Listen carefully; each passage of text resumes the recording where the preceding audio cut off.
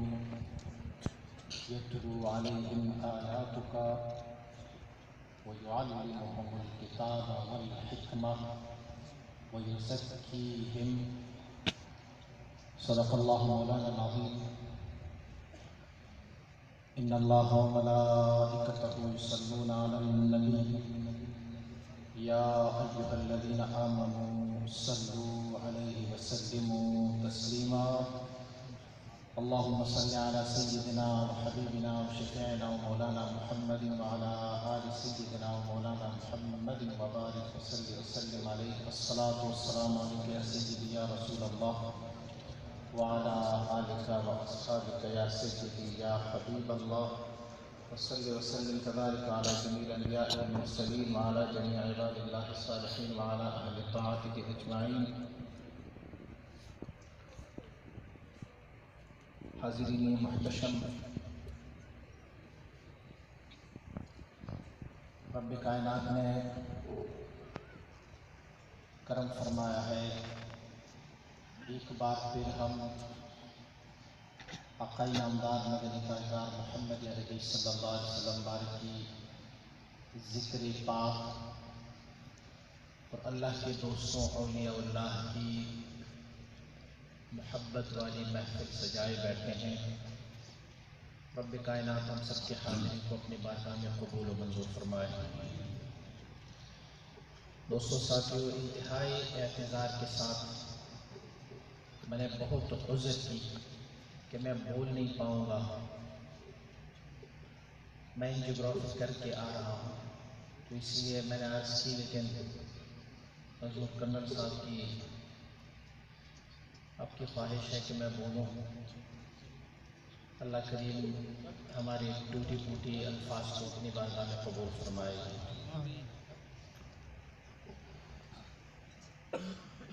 دوستو ساتھیو، حضور سید عالم صلی اللہ علیہ وآلہ وسلم کا ارشاد گرامی ہے کہ میں اپنے دادا سیدنا ابراہیم علی نبینا علیہ السلام کی دعا اور فرمائے کہ میں سیدنا عیسیٰ علی نبینا علیہ السلام کی بشارت ہوں. میں نے جو آیت شریف تلاوت کی اسی تناظر میں کہ جب حضرت ابراہیم علیہ نبینا علیہ السلام نے کعبۃ اللہ کی بنیاد رکھی اور آپ مبارک نے کعبۃ اللہ کی تعمیر فرمائی، تو اس کے بعد رب کائنات نے حضرت ابراہیم علیہ نبینا علیہ السلام کو فرمایا، میری خلیل، آپ نے دنیا میں میرا گھر بنایا ہے، ایک نیک اور بہترین عمل ہے. اب ہر نیک اور بہترین عمل کا جو صلہ ملنا ہوتا ہے وہ کسی بندے نے اسی صلے کو اپنی رب سے مانگنا ہوتا ہے. تو میرے خلیل کچھ آپ بھی دعا فرمائیں، جو آپ کا دل کرے. ایک نیک و مبارک مکان بنا ہوا ہے، اللہ کا گھر بنا ہوا ہے، تو اے ابراہیم آپ کی کوئی دعا مانگی. سیدنا ابراہیم علیہ نبینا علیہ السلام نے دو دعائیں مانگی. سب سے پہلی دعا یہ تھی، رب اجعل هذا البلد آمنا وارزق اہلہ من الثمرات. میرے پروردگار اس شہر کو امن والا شہر بنا دے، اور وارزق اہلہ من الثمرات،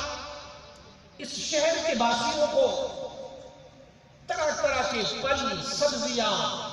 میوے، فروٹس عنایت فرما. رب کائنات نے سیدنا ابراہیم علیہ نبینا علیہ السلام کی دعا کو قبول فرمائی. اور آپ سب کو معلوم ہے کہ اگر کسی ایک شہر میں 50 لاکھ کے لگ بھگ لوگ اکٹھے ہو جائیں تو اس شہر کی اکانومی، اس شہر میں کھانے پینے کے اشیاء، اس شہر میں زندگی کی نظام درہم برہم ہو جاتا ہے.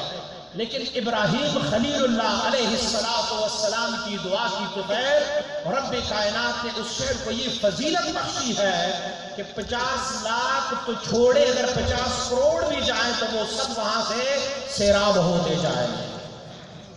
کسی چیز کی کوئی کمی نہیں ہوگی۔ یہ میں نے ایک آیت شریف کی ایک تفسیر بیان کی،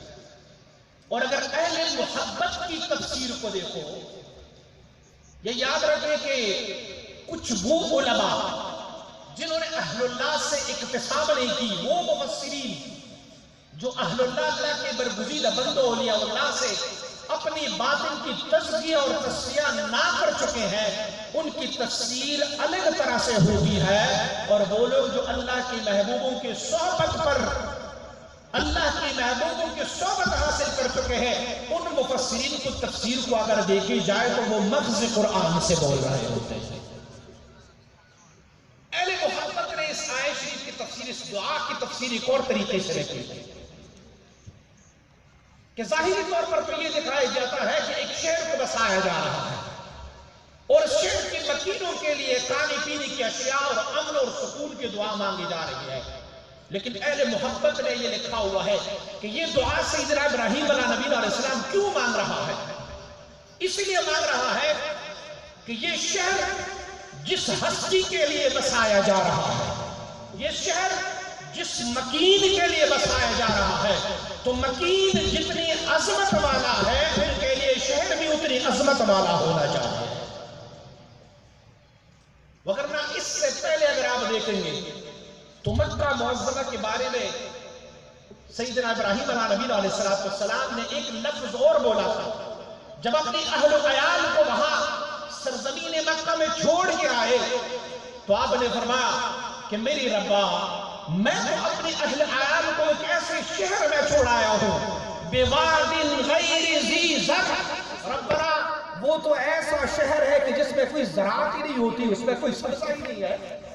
اور اب سیدنا ابراہیم علیہ نبی علیہ السلام اس شہر کے لیے دعا یہ مانگ رہے ہیں، تو معلوم ہوا کہ رب کائنات اپنی محبوب کو، اپنے برگزیدہ بندوں کو جس شہر میں پیدا فرمانے کا ارادہ رکھتے ہیں، رب کائنات ان کی شایان شان اس شہر کو بھی مقبول فرما رہا ہوتا ہے، اور چونکہ آنے والا میرے اور آپ کے آقا محمد مصطفیٰ صلی اللہ علیہ وسلم کے ذات گرامی، اور اس شہر کا مکین میرے اور آپ کے آقا محمد مصطفیٰ صلی اللہ علیہ وسلم نے ہونا تھا، رب کائنات نے اپنی خلیل کے ہاتھوں وہاں پر اپنا گھر بسایا، وہاں پر اپنا بیت بنایا، تاکہ محبوب کی گھر کی پڑوس میں محبوب ہی کا گھر رہے، محبوب کے گھر کے پڑوس میں محبوب کا گھر رہے، تو رب کائنات نے اس شہر کو بھی یہ عظمت دی، اس شہر کو بھی عزت دی، لیکن اس شہر کو عزت اور عظمت کعبۃ اللہ شریف کی وجہ سے نہیں، بلکہ اس شہر کو عزت اور عظمت میرے اور آپ کے آقا محمد مصطفیٰ کی وجہ سے ہے۔ آئیے سیدنا عمر رضی اللہ تعالیٰ عنہ سے پوچھتے ہیں کہ کعبۃ اللہ کی عظمت اور مشاعر الہی کی عظمت کیا ان کی اپنی عظمت کی وجہ سے ہے؟ تو سیدنا عمر رضی اللہ تعالیٰ عنہ امیر الحج بن کے جب حج کے موسم میں جاتے ہیں تو وہاں کیا منظر پیش آتا ہے؟ آپ کے لیے حجر اسود کو بوسہ دینے کے لیے رستہ بنایا جاتا ہے، اور آپ اپنی سواری پر سوار ہو کر حجر اسود کو استلام یا ان کو بوسہ دینے کے لیے جاتے ہیں، اور جب آپ قریب پہنچتے ہیں تو حجر اسود کی طرف نگاہ کر کے ان کی طرف دیکھ کے آپ کلمات طیبات ادا کرتے ہیں، آپ ارشاد فرماتے ہیں حجر اسود میں تجھے اس وجہ سے بوسہ نہیں دے رہا کہ تو جنت سے لایا گیا پتھر ہو، میں اسی لیے تمہیں بوسہ نہیں دے رہا کہ تو کعبۃ اللہ میں فٹ ہے اور کعبۃ اللہ کی عظمت کی وجہ سے تجھے عزت ملی ہوئی ہے، اے حجر اسود میں اس لیے تجھے بوسہ نہیں دے رہا کہ تیری عظمتیں ہیں، تو بہترین پتھر ہے، تیرے بارے میں یہ کہا گیا ہے کہ جس نے اپنے رب سے بلا کیف ہاتھ ملانا ہو تو وہ حجر اسود کو مسح کرے جیسے اس نے رب سے ہاتھ ملایا ہو، فرمایا اس عظمت کی وجہ سے بھی میں تجھے بوسہ نہیں دے رہا، لیکن اے حجر اسود سن، میں تجھے بوسہ اسی لیے دے رہا ہوں کہ میں نے اپنی آقا اور محبوب کو دیکھا ہے کہ آپ کو بوسہ دے رہے تھے، اسی لیے عمر بھی تجھے بوسہ دے رہا ہے۔ تو تو معلوم ہوا کہ جو عظمت کعبہ ہے، اور حضرت ابراہیم علیہ نبی علیہ السلام نے جب اعلان فرمایا نا، آپ نے اعلان فرمایا، رب کائنات نے فرمایا وَأَذِّن فِي النَّاسِ بِالْحَجِّ، فرمایا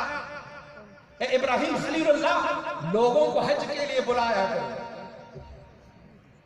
تو لوگوں کا ترجمہ اور تفسیر تو یہ ہے کہ لوگ وہاں پر حج کرنے کے لیے جا رہے ہیں، لیکن اعلیٰ حضرت فاضل بریلوی امام اہل سنت نے اس کا ترجمہ کچھ اور کیا ہوا ہے۔ فرمایا حج کے لیے تو آ رہے ہیں لوگ، فرماتا ہے یہ حج جب ہم کر رہے ہیں ان کی طفیل حج بھی خدا نے کرا دی ہے۔ کعبۃ اللہ پر جانا بہانہ بنا، محبوب کی کوچے میں جانے کے لیے کعبۃ اللہ کا طواف کرنا ایک بہانہ بن گیا۔ تو اسی لیے حضرت ابراہیم علیہ نبی علیہ السلام نے اللہ کے بارگاہ میں اس شہر کی تقدیس اور اس شہر کو مقدس بنانے کی دعائیں کی۔ پہلی دعا یہ تھی، آپ یہ یاد رکھیں، آپ نے حضور مبارک صلی اللہ علیہ رحمت کے صاحبزادگان کو دعوت دی ہے تو آپ نے پنڈال سجایا ہے نا، آپ نے خوبصورت ان کے لیے اہتمام کیا، کھانے کا اہتمام کیا، پھر آپ لوگوں نے کیا کیا، آپ نے سیکورٹی بھی مہیا کی تاکہ سکون رہے، امن رہے۔ اس سکون اور امن کو آپ اپنے لیے نہیں کر رہے ہیں بلکہ آپ کے جو مہمانان آئے ہیں اس کے لیے آپ کر رہے ہیں۔ اس جگہ کی تقدیس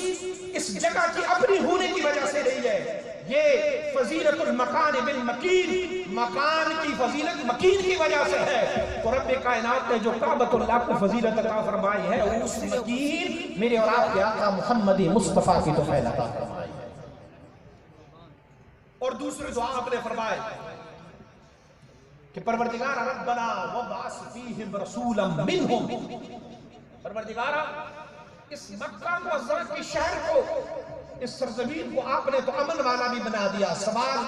میرے مانگے ہوئے سوال کو اللہ کریم نے قبول فرمایا، اس کو امن والا شہر بھی بنا دیا، اس سے سکون والا شہر بھی بنا دیا۔ اس میں امن اور سکون کے علاوہ رزق کی فراوانی بھی عطا فرمائے۔ تو رب ایک کرم اور بھی فرمائے، ربنا وابعث فیہم رسولا منہم، ربا اس شہر کی مکینوں میں سے اپنا ایک رسول بھی مبعوث فرما، اور رسول کوئی ایسا رسول نہ ہو، کوئی عام رسول نہ ہو، کوئی نبی نہ ہو، یتلو علیہم آیات کا، ربا رسول ایسا ہو کہ وہ آپ کی آیتوں کی تلاوت کرتے جائیں گے۔ مانا یہ ربا تو اپنا پہچان جب فرماتا رہے گا لوگوں سے تو وہ آپ کے حبیب کو دیکھتے رہیں گے اور آپ کا پہچان حاصل کرتا رہے گا۔ چہرے مصطفیٰ کو دیکھ ہی رب کی پہچان ہوتا رہے گا۔ لیکن ایسا رسول ہو، آیتیں ہوں گی آپ کی، آیتیں ہیں تیری میرے رب، لیکن زبان ہوگا میرے مصطفیٰ کا۔ اور اگر آپ اپنی وحدانیت کو بھی ثابت کرنا چاہیں گے تو آپ کی وحدانیت کو ثابت کرنے کے لیے بھی میرے مصطفیٰ کی زبان ہوگی۔ آپ یہ نہیں کہیں گے کہ اللہ احد اللہ الصمد، بلکہ آپ یہ فرمائیں گے کہ قل هو اللہ احد، میرے محبوب آپ فرما دیجئے کہ میرا رب واحد ہے، احد ہے۔ تو اپنی وحدانیت کا ثبوت بھی میرے مصطفیٰ کریم صلی اللہ علیہ وآلہ وسلم کے زمانے فرمائیں گے۔ اور پھر وہ رسول ایسا رسول ہوگا کہ تعلیم کتاب اللہ بھی فرمائیں گے اور حکمت بھی عطا فرمائیں گے۔ وَيُزَكِّيهِمْ، اور وہ میرا حبیب، وہ میرا محبوب ایسا ہوگا کہ وہ تزکیہ فرماتا رہے گا۔ اور تزکیہ ایسا فرماتا رہے گا کہ اس تزکیہ فرمانے کے لیے آپ کو کوئی تلوار اٹھانے کی ضرورت نہیں ہوگی۔ کبھی آپ لوگوں نے نہیں سنا ہوگا، کسی میں مفسر نے، کسی میں محدث نے کوئی ایسا حدیث روایت نہیں کیا ہوگا کہ میرے اور آپ کے آقا صلی اللہ علیہ وسلم بارک نے تلوار اٹھائی اور کسی کافر کے گردن کو مارا ہوگا۔ کہیں سے ثابت نہیں ہے، کیونکہ اللہ کے نبی جب تلوار اٹھاتے ہیں اور وہ جہاد کے میدان میں کود پڑتے ہیں تو وہاں پر ان کی تلوار سے اگر ایک دفعہ بھی کسی کافر کی گردن کاٹی جاتی ہے تو پھر کائنات میں اس وقت تک خونریزی نہیں رکے گی جب تک کہ اس میں ایک بھی کافر اور گمراہ موجود ہوگا وہ نہیں۔ لیکن میرے محبوب کو تو رب نے رحیم اور رؤوف بنا کے مبعوث فرمایا ہے، تو وہ نبی ایسا ہوگا کہ وہ تزکیہ فرماتا ہے۔ اور تزکیہ کیسے فرماتا رہے گا؟ وہ اپنی نگاہوں سے تزکیہ فرماتا رہے گا، وہ اپنی کلام مطہرہ سے تزکیہ فرماتا رہے گا۔ دلوں میں کوٹ ہو، دلوں میں نفرتیں ہو، دل میں کفر و نفاق کی باتیں ہو، اور میرے مصطفیٰ کے اس جمال کے سامنے آنے والا بندہ جتنا بھی گمراہ ہوگا آپ انہیں مسکرا کے دیکھیں گے تو کفر کی ظلمتیں دور ہوتی جائیں گی۔ اور کئی مثالوں سے، کئی احادیث طیبہ سے اس حدیث کو، اس ترتیب کو ثابت کیا جا سکتا ہے۔ میرے اور آپ کے آقا صلی اللہ علیہ وآلہ وسلم بارک کے معجزات کو جب ہم بیان کرتے ہیں تو ان معجزات میں سے اکثر و بیشتر یہ ہوتے ہیں کہ حضور سید عالم صلی اللہ علیہ وسلم بارک نے اپنی نگاہ مطہرہ سے لوگوں کی تزکیہ فرمائے۔ سیدنا عمر رضی اللہ تعالیٰ عنہ قبل از اسلام واقعہ ہے آپ کا، آپ اپنی بہنوئی اور اپنی بہن کو دیکھتے ہیں کہ انہوں نے اسلام قبول کیا ہے اور وہ قرآن عظیم الشان کی تلاوت کرتے ہیں، تو آپ جلال میں آتے ہیں اور اپنی بہنوئی اور بہن کو اتنا مارتے ہیں کہ انہیں لہو لہان کر دیتے ہیں، اور پھر اپنا تلوار اٹھا کے میرے مصطفیٰ کریم کے بارگاہ میں حاضر ہونے کی جسارت کرتے ہیں کہ میں وہاں جاؤں والعیاذ باللہ، آج اس فتنے کو ختم کرنا چاہوں گا، آج اس تلوار سے محمد کا سر قلم کر کے آؤں گا۔ لیکن حضور کے بارگاہ میں جب وہ حاضر ہو جاتے ہیں تو دار الندوہ میں حضور سید عالم صلی اللہ علیہ وسلم بارک کچھ صحابہ کرام کے ساتھ ہے۔ ایک صحابی نے عرض کیا رسول اللہ یہ عمر ابن خطاب آ رہا ہے، بڑے جلال میں ہے اور تلوار اٹھا کے لہرا کے تمہارے پاس آ رہا ہے، آپ نے قتل کا ارادہ کیا ہوا ہے؟ میرے مصطفیٰ کریم نے نہیں فرمایا کہ ان کے مقابلے میں ڈال لے کے آؤ، ان کے مقابلے میں تلوار لے کے آؤ، فرمایا آنے دو عمر ابن خطاب کو، میرے پاس آنے دو۔ اور جب عمر ابن خطاب آتے ہیں تو میرے مصطفیٰ کریم صرف اپنی نگاہ التفات اٹھاتے ہیں، عمر کی زندگی بدل جاتی ہے، وہ دشمنی، وہ قہر، وہ غیظ، وہ غضب، وہ جلال، وہ حضور اور دین اسلام کی دشمنی وہ یکدم کافور ہو جاتی ہے اور ایمان کی دولت سے مشرف ہو جاتا ہے۔ یہ حضور سید عالم صلی اللہ علیہ وسلم بارک کی تزکیہ ہے کہ حضور سید عالم صلی اللہ علیہ وآلہ وسلم مبارک جب چاہے تو تزکیہ فرماتے ہیں، وہ اپنی نگاہوں سے تزکیہ فرماتے ہیں، اپنی کلام مطہرہ سے تزکیہ فرماتے رہتے ہیں۔ اور آج کی یہ بزم چون کے حضور سید مبارک صلی اللہ علیہ وسلم آپ مبارک کی اس عرس مبارک کا بھی بزم ہے، تو جو تزکیہ کی نعمت میرے مصطفیٰ کریم صلی اللہ علیہ وآلہ وسلم بارک کی شان کے لائق تھا، وہ تزکیہ حضور سید عالم صلی اللہ علیہ وسلم نے بطریق وراثت و تبعیت اپنے کچھ ایسے متبعین، اپنے کچھ ایسے وارثوں کو حوالے کیا ہے کہ آج بھی وہ لوگ موجود ہیں، اگر کسی فاسق کی طرف نگاہ التفات اٹھائیں تو تلوار چلانے کی ضرورت نہیں ہوتی، بلکہ اسے نگاہوں سے اسے تبدیل فرما رہا ہوتا ہے۔ اور معلوم یہ ہے ساروں کو کہ سیدنا شیخ عبد القادر جیلانی رضی اللہ تعالیٰ عنہ آپ مبارک کی بارگاہ میں آنے والا چور اگر صرف آپ کی نظر التفات سے بلکہ صرف آپ کی کلام کرنے سے وہ چور نہیں رہتا بلکہ وہ قطب بن جاتا ہے۔ ہم نے کتابوں میں پڑھا ہوا تھا، کبھی یقین آتا یا نہ آتا کہ ایسا بھی ہو سکتا ہے، لیکن جب اپنی نگاہوں سے دیکھا حضور سید مبارک صاحب علیہ رحمت کے بارگاہ میں آنے والے غیر مسلم بھی جو انویسٹیگیشن اور انٹیلیجنس کی طفیل وہ آتے وہاں پر، وہ انویسٹیگیٹ کرنا چاہتے تھے، انٹیلیجنس میں آتے، لیکن جب حضور سید مبارک صاحب علیہ رحمت کے بارگاہ میں آ جاتے تو رب تعالیٰ اس کی دل کو ایسے تبدیل فرماتے کہ وہ مسلمان اور پھر سلسلہ آلیہ نقشبندیہ کی خلیفہ بن کے واپس پلٹ جاتے تھے۔ اللہ کریم ہم سب کی نسبتوں کو بحال رکھے، رب کائنات میلاد مصطفیٰ کی طفیل ہم سب کی حالت پر رحم فرمائے۔